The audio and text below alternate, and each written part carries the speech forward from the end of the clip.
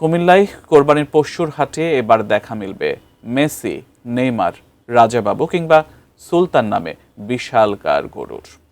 খামারিরা বলছেন আলাদা নাম আর আকর্ষণীয় বৈশিষ্ট্যের কারণে ক্রেতাদের আগ্রহ বাড়ছে।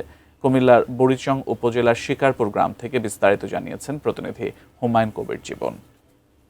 যতই ঘনিয়ে আসছে ততই কিন্তু খামারিরা ব্যস্ত সময় পার করছেন। আমি এই মুহূর্তে আছি কুমিল্লার বুড়িচং উপজেলা নিমসার শিকারপুর গ্রামে এসেছি। এখানে একটি খামারে এসে দেখেছি যে এখানে বিভিন্ন রকমের জাতের গরু কিন্তু প্রস্তুত করা হয়েছে। বিশেষ করে তাদের যে বিশেষ যে প্রস্তুতি, সেই প্রস্তুতির আমরা যে জিনিসটি লক্ষ্য করে সেখানে কিন্তু গরুর বিভিন্ন নামকরণ করা হয়েছে। এখানে আমরা দেখেছি যে রাজাবাবু, রাজা, বাদশাহ এবং নেইমার, মেচিসহ নানা রকমের নামকরণ করা হয়েছে এখানে গরু। এখানে আমরা এই খামারের মালিকের সাথে কথা বলেছিলাম। মালিক বলছিলেন যে এখানে 2 লাখ টাকা থেকে 8 লাখ টাকা দামের গরু রয়েছে, যেখানে এই গরুগুলো আগামী কোরবানি ঈদে তারা পশুর হাটে তুলবেন। আমি যদি দেখাই যে এখানে আমার পিছনে কয়েকটি গরু রয়েছে। এখানে যে কালো রঙের যে গরুটি রয়েছে সেটি সুলতান নাম দেওয়া হয়েছে। এটির দাম চাওয়া হচ্ছে 8 লাখ টাকা এবং যে সাদা গরুটি রয়েছে এটির নাম বাদশা দেওয়া হয়েছে। এই গরুটির দাম